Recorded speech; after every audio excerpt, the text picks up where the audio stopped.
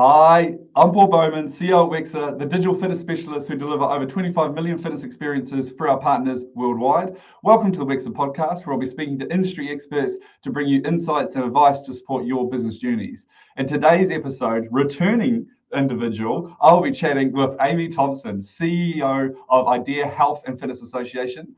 Idea Health and Fitness Association is the world-leading organization of fitness and wellness professionals, including personal trainers, group exercise instructors, nutritionists, fitness directors, and fitness business owners, delivering world-class content and continuing education for fitness professionals. Amy, how are you? Welcome back. I'm doing so great. Thanks for having me for a second time. I'm so excited. Of course. Well, backed by popular demand, Amy. I think we need to understand the view of the trainers and what's going on at that level. So I think, jumping straight into before we jump straight into it, quick overview of Idea Health and Fitness Association and your mission. Sure. Yeah. So we've been around for 43 years. I have just been owning it for almost 3, but we are the leading global association for fitness professionals, and we provide them any continuing education they need. We do that via our events, which we're going to talk about today. We have over 900 courses online, 15,000 articles from our esteemed Idea Fitness Journal. And then we provide insurance here in the US, liability insurance, health insurance products, all of that, anything to help fitness professionals be successful. Nice one. And then, of course, last time you were on the show, which I believe was 2023, I feel in our industry is a lot changing constantly, but yeah, I guess talk to me about the role, what's changed in that time in terms of the role of the fitness professional in particular, and if you can link in terms of the impact of digital fitness on that would be awesome to hear your insights. Yeah, if I didn't go back and listen to our episode, but I think we spent a bit of time talking about how really things have changed for fitness professionals, where we can reach anyone on the planet at any time. And it really opened a lot of possibilities for our professionals and their businesses. And then, organizations like Idea have tried to be at the forefront of that, like teaching our pros how to work in brick and mortar successfully, but also how to have a thriving online business should they choose. And then how does that change? How can they be better instructors in both or personal trainers? So yeah, we've tried to be ahead of all of that through all of our education and learning opportunities. But I think, if you looked at it from a really bird's eye view, that's probably the biggest shift that we've seen in the last 5 years in our space. And from our point of view, in terms of like consumer statistics, we're seeing there's just I think the word hybrid has been well and truly spoken about, but that's actually what we're seeing delivered. We are seeing the traditional people doing digital classes and doing physical classes, and if those are connected, we see better retention. Like, is that what we're seeing with themselves? So online training as well as, and it's growing, or is it kind of staying the same? Because of course it was nuts during COVID and overinflated, but is that because we're still seeing a growth on that side in terms of the hybrid user, but the professionals as well? Yeah, so what we're hearing from our professionals is that whereas they might used to think of themselves as an employee of a company first and then maybe have a side hustle in a park or a garage, now they're thinking of themselves as a business owner who might side hustle at a club or a brick and mortar. But we're hearing it's a good blend of hybrid for a lot of professionals. Now, you will always have the ones who just want to be in person, and you will always have the ones who just want to be online. But now there are so many more professionals that are filling in their dead time with either servicing members online or taking hustles at a club. And the driving forces behind that is it money? Is it because there's the opportunity online, so they go online if they've got a decent brand, or is it they don't feel as connected to the clubs as maybe as they should do as they did in the past? Yeah, good question. I think, combination of both. However, if you can control your own livelihood, then why wouldn't you want to be able to work when you want, where you want? And oftentimes, especially for instructors, it's really hard to fill your schedule with one employer because you couldn't possibly teach 8 hours a day when you're actually exercising with the members. So this gives people a variety of places and ways whereby they can help more people and create bigger impact.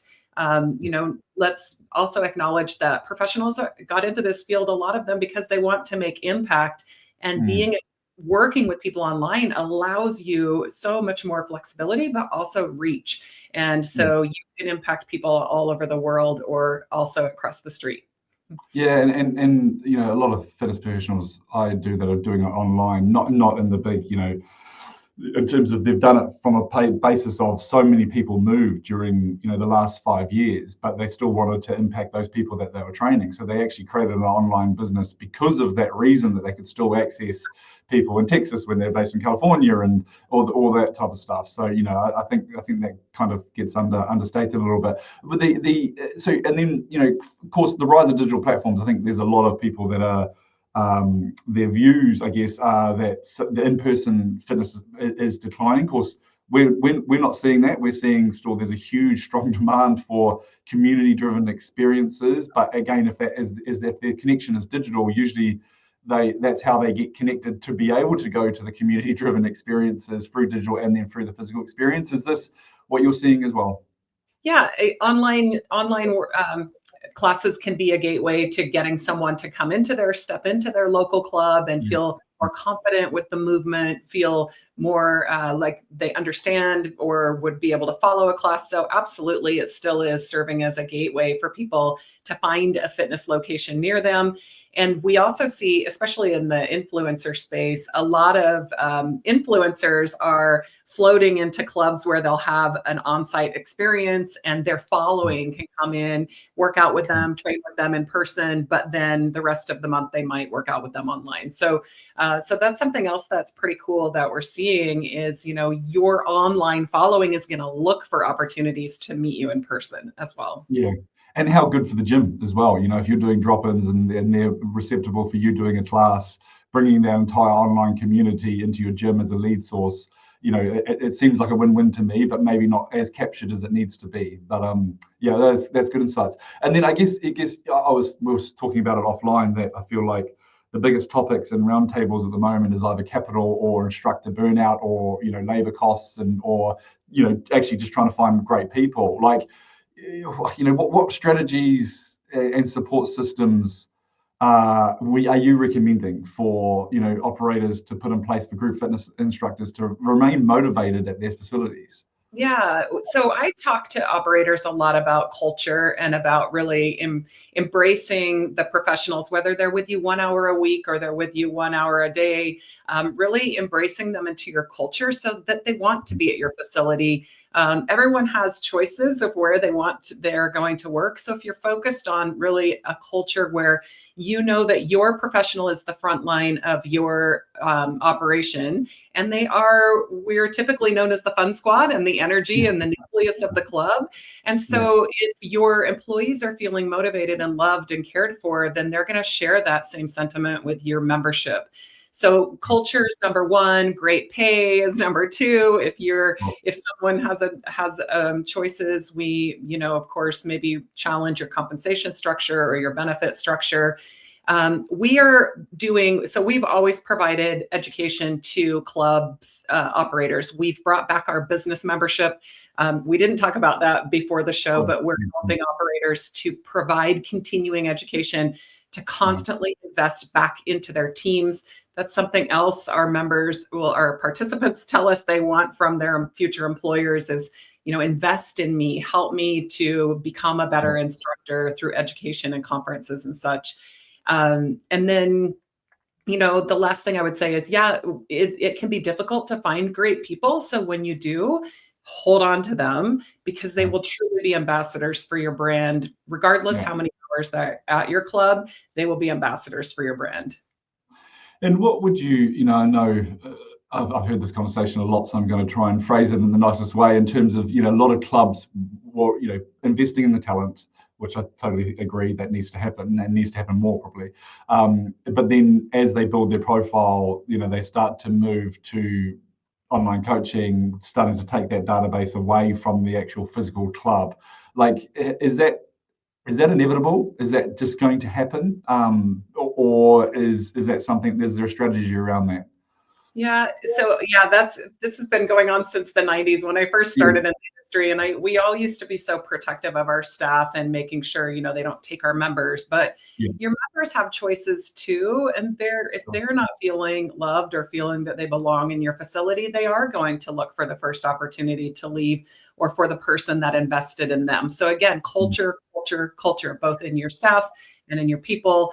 Again, people have choices, so but professionals, I will add, and what we teach is professionals should always operate from the highest ethics and standards. And that means that you're not taking business from a club, that people that you met at that facility, that is the business that it belongs to that club. Now, if people go out and find you and you didn't tell them that you were leaving and they seek you out, then there's not much you could do about that. But again, we do teach the highest ethics at IDEA and making sure people aren't attempting to take database with them. I always go back to the fact that, if it's a club that the member wants to be at and the trainer wants to be at, or a fitness professional wants to be at, there is no issue. If those things happen, it's such a minor issue that just happened probably because of circumstances rather than actually, exactly. As you said, if there's better opportunities, people are naturally going to go to better opportunities, like individuals are going to go to better clubs if it opens down the road. So, good, well done. Culture. I like that. And then I guess in terms of, future-proofing group exercise fitness offerings, so many people are not rewriting the rule book, but there's a lot of different ways of thinking now about group fitness offerings. What would be what would be your advice in terms of where investment should be going in terms of programming, of course, in terms of education? What would be the biggest best resources to spend time to get your group exercise offering in the right place?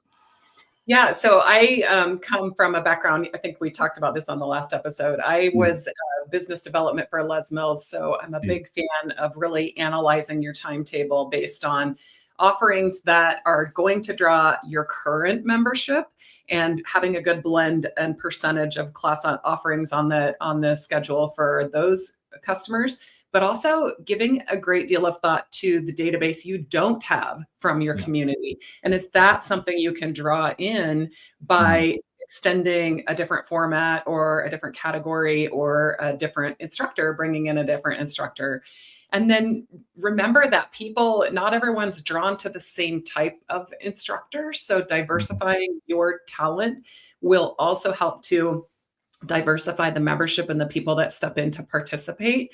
And so that instructors of all shapes and sizes, and that means instructors who represent your community in all aspects. So there's a great deal of thought that can go into that. Unfortunately, a lot of operators, I don't know globally, but here in the US, a lot of operators had eliminated their group fitness manager roles when finances were tight over the last couple of years. And that means that there's not a great deal of thought going into the timetable or the schedule because GMs are having to do it, or other people who don't really understand the science behind building a compelling schedule. So I would encourage operators to find that professional again. And even if you have them a couple hours a week to help you build a compelling schedule, that would be a fantastic investment. And we had Eric from McKinsey on here, and he was talking about the impact of interest rates on fitness. So, of course, as interest rates are high, you see low-cost clubs significantly benefit from that. When low interest rates are low, people want more community-based gyms. So, is this the time, as interest rates are starting to come down pretty much worldwide, is this the time that as a traditional big box owner or, all that type of stuff, they actually need to bring back reinvestment back into these studios, which have been probably cut in the past few years? Yes, and I think it's an annual process, but it's a quarterly process, and then even monthly, reviewing your attendance numbers, who did participate, who did not participate, and again, who's not joining your club. Group fitness schedule is, I think it's still the number 2 reason that people will join a club, even if they never go in the studio or ever take a class. they're first going to look at proximity to their home or work, and they're Yeah. second going to look at your class offerings, and that's what helps them decide whether or not they're going to join. So if you have a really wimpy or sad schedule, you may not be getting members to join for that very reason. And again, whether they ever participate or not, people are looking at your schedule to determine if they will join your facility. Yeah, no, nicely said. I think that's a fair takeaway. And then Idea 2025 is, shaping up already. Or there's already a bit of buzz, and everyone's talking about it already. So well done. So yeah, what's the schedule of events this year? Sure. So we have 2 events coming up. We have a smaller regional event and it's in collaboration with American College of Sports Medicine. That is called Health and Fitness Summit. That's going to be the first week of March, coming up very soon, in Denver, Colorado, here in the US. So that event is coming up. It'll see about 800 people can come to that. Again, smaller hotel, and we've completely sold out of the vendor spots and marketing opportunities for brands. So it's going to, the seats will sell out as well. It's going to be a great event. And then we have Idea World. So if you've never heard of Idea World, shame on you. Get out from under your rock. Idea World is the largest global gathering for fitness professionals, and has been for nearly all of our 43 years in business. This year, we're excited because we're going to Sacramento, California, which is our state capital. We've never been to Northern California for this event. So we're excited about that. And it will offer us, first, it keeps the cost low for professionals who are sensitive to, maybe this isn't their full-time job and it's a tough investment or to get away from their business. So it keeps the cost lows for exhibitors and attendees, but we can also program outside. And so we have some classes planned outside, which will be, the first time in quite some time since we've been in LA and Las Vegas, concrete haven for the last couple of years.